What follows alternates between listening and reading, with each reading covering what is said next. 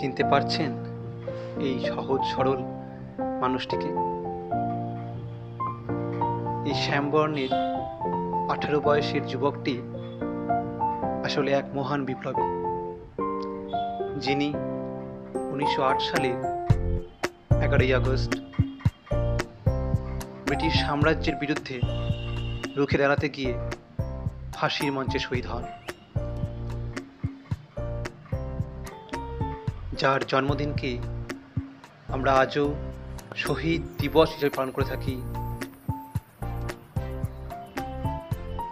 যিনি আলিপুর বোম মামলায় অভিযুক্ত হয়ে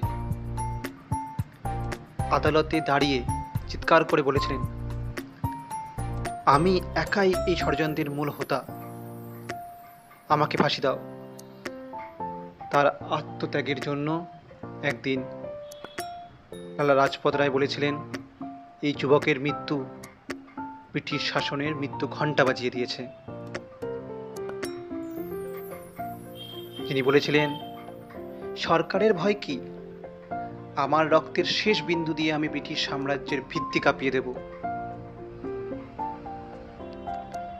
এই সাহসী বিপ্লবী আর কেউ নয়, ইনি হচ্ছেন আমাদের প্রিয় ক্ষুদিরাম বসু।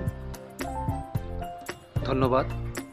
এইরকম ভিডিও আরও পাওয়ার জন্য আমাদের চ্যানেলের সঙ্গে যুক্ত থাকুন এবং লাইক অ্যান্ড সাবস্ক্রাইব করুন।